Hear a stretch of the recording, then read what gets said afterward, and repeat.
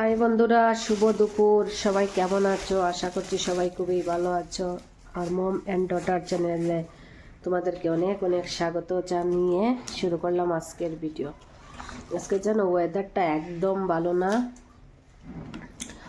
আবহাওয়াটা একদম তোমার কি মেঘাচ্ছন্ন রয়েছে আর খুবই বেশি ঠান্ডা লাগছে, শরীরে আরামও পাচ্ছি না, বুঝলো। তাই ভাবলাম যে না, অনেক দিন হয়ে গেল এই ডেইলি ব্লগ নিয়ে আসতে পারছি না সময়ের কারণেতে। আর যদিও সময় হয়ে দাঁড়ায় তাহলে ভিডিওগুলো এডিট করতে পারি, কিন্তু শরীরের ভাবটা একদমই ভালো না। তবে মনে হচ্ছে একটু কিছু ভালো রান্না করে খাই ঠান্ডার দিন। আর তার জন্য আমি কি করলাম, ভালো কিছু খাওয়ার জন্য বাজারে তো যেতে হবে, তাই বাজারে গেলাম, বাজার করে নিয়ে চলে আসলাম। এই দেখো ধনিয়া পাতা, কি সুন্দর ধনিয়া পাতা, কি সুন্দর গন্ধ বেড়ায় এখন ঠান্ডার দিনে। আর কি করলাম, এখানে দুটো পাবদা মাছ নিয়ে আসলাম বড় সাইজের, কারণ এক বেলার জন্য। তাই চলো সবজিগুলো এখানে নিচে ঢেলে নিই।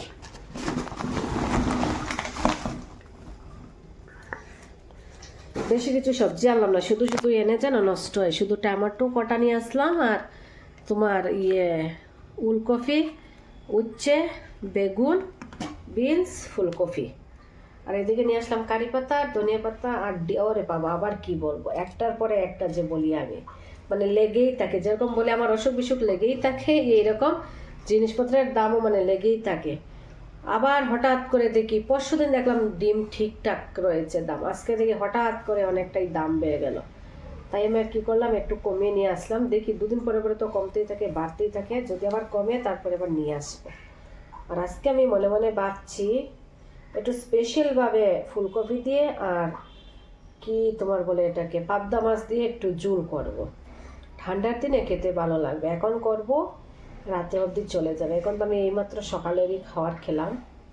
তাহলে চলো কাজগুলো সেরে নিই। ধনিয়া পাতাগুলো বেছে একটা কাবারে ভরে সুন্দর করে রেখে দিলে যেন অনেক দিন থাকে। আর কারি পাতাগুলোকে ধুয়ে একটা কাবারে ভরে নেই, তারপরে মাছ কাটবো। মাছ একদম কাটা, শুধু পিস করবো আর ধুয়ে সাতলে একটা তরকারি রান্না করব। মনে মনে ভাবছি ফুলকপি দিয়ে একটু স্পেশালভাবে রান্না করে খাই আজকে। তাহলে চলো ওইগুলো গুছিয়ে নেই, তারপরে আবার ফিরে আসছি। চলো আবার আমি ফিরে চলে আসলাম, মাছ ধুয়ে সবজি কেটে তারপরে চলে আসলাম। আর ওইদিকে নুন হলুদ লাগিয়ে মাছটা সাতলিয়ে নেই। আর যেন এখন কিন্তু ঠান্ডার দিন, ঠান্ডার দিনে কিন্তু ফুলকপিতে কোনো পোকামাকড় থাকে না। তবেও যে আমাদের একটা অভ্যস্ত হয়ে গেছে আমরা, মানে একটু ফাঁপিয়ে জল ফেলার জন্য বা সিদ্ধ দেওয়ার জন্য। তাই আমি এখানে গরম জল বসিয়ে দিয়েছি, নুন হলুদটা দিয়ে দেবো জলে। আর এখানে এই কড়াই বসিয়ে দিয়েছি তোমার মাছ সাতলানোর জন্য।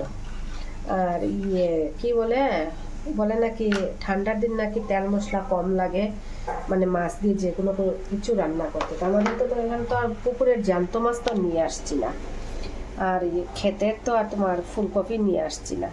তাই আমি ভাবলাম যে না, একটু ঠিকঠাক করে একটু মশলা টশলা দিয়ে আজকে রান্নার আয়োজনটা করব।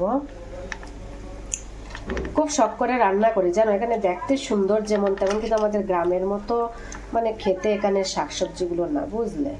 খুব একটা যে মনের সাথে যে রান্না করবে তুমি ফুলকপি দিয়ে মাছ দিয়ে বা রাত্রে রান্না করে রাখবে, সব রকমই আমি চেষ্টা করেছি, কিন্তু খেতে হবে তাই খাই, বস অতটাই আর কি।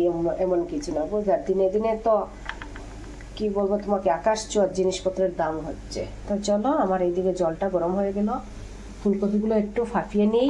ফাঁপিয়ে নিলে যদি একটু পোকা পোকা থাকে তাহলে ওইগুলো বেরিয়ে পড়বে। মানে আমার ভালো লাগে না ফুলকপিটা যদি একটু না ফাঁপাই।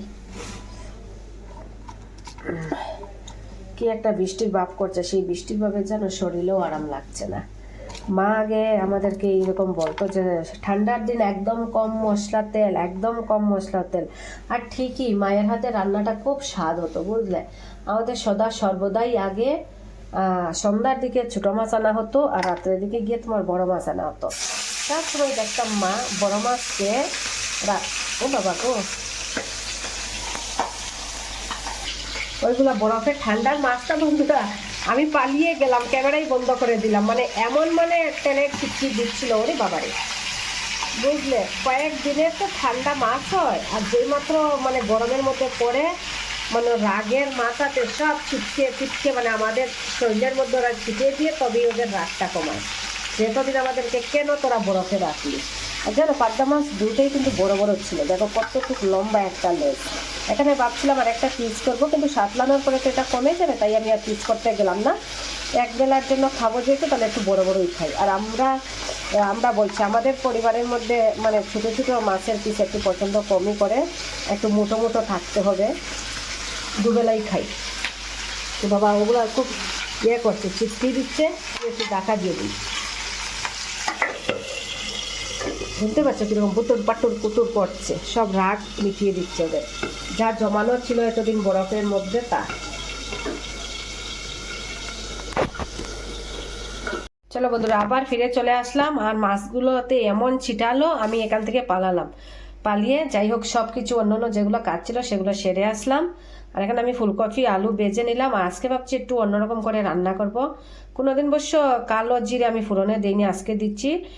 সবসময় আমরা সাদা জিরে দিয়ে ফোড়ন দিই, তাহলে আজকে একটু সাদা জিরা, কালো জিরা, দালচিনি আর লবঙ্গা, তো ওইসব সব দিই সর্বদা। কিন্তু আমি একটু অন্য ধরনের আজকে রান্নার চেষ্টা করছি, কারণ আমার মেয়েটা মানে মাছ টাছ খেতে একদম মানে ইচ্ছুক না। কীরকম করার চতুর্দিকে অয়েল ছিটিয়ে লেগেছে। আর এখানে আমি টমেটোর পিউরি আমি নিজে করে নিয়েছি, আর একটু পেঁয়াজ বসে নিয়েছি, আর আদা রসুনের বাটা রয়েছে। চলো আমি এক হাতে ধরে ধরে আমার খুবই অসুবিধা হচ্ছে, আবার পরে ফিরে আসছি ফাইনাল স্টেপে। কড়ার থেকে তেলগুলো ছেড়ে দিয়েছে, আমি এখন এক এক করে সবজিগুলো দিয়ে একটু আরও কষিয়ে নেব, কারণ আমি আজকে তেলটা একটু বেশি দিয়েছি। বাঙালি মানে তেলের স্বাদ। দেখি আজকে মায়ের মতো রান্না করতে পারি কি না পারি। মা তো তার থেকেও আরও কম জিনিসপত্র দিয়ে রান্না করতো, সেই স্বাদ হতো মায়ের হাতের রান্না। আমার মেয়ে আবার বলবে, মাগো খুব স্বাদ হয়েছে, মাছকে যেমনই হোক না কেন বলবে মাগো খুব স্বাদ হয়েছে, কেন তোমার হাতে রান্না এত স্বাদ। তখন আমি মনে মনে ভাবি, আমরাও তো ভাবতাম যে মা যেমন তেমন রান্না করতো, আমরাও ভাবতাম যে মায়ের হাতে রান্না কিনা স্বাদ। কেউ তো আজ অব্দি বলতে শুনিনি মায়ের হাতে রান্না স্বাদ না।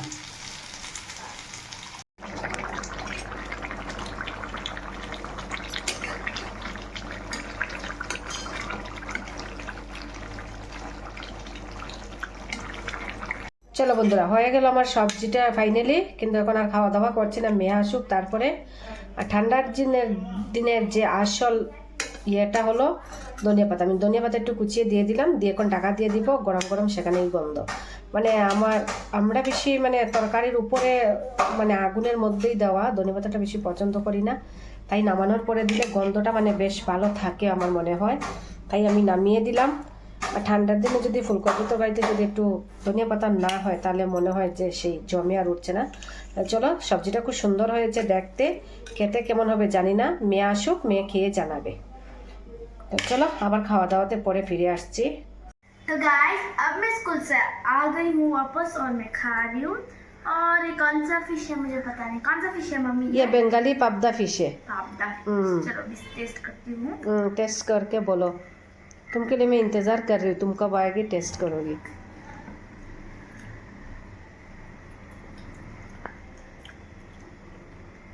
कॉलीफ्लावर से कैसा हुआ? अभी तक मैंने टेस्ट ही नहीं की मम्मा। क्या है ना, खा रहे हो ना? फिश बहुत टेस्टी है। तुम क्यों नहीं बंगाली फिश पसंद करते हो? बंगाली फिश सबसे अच्छा टेस्ट रहता है। गाइस एकदम फटाफटी है, से दारुण, बहुत अच्छा है, दारुण।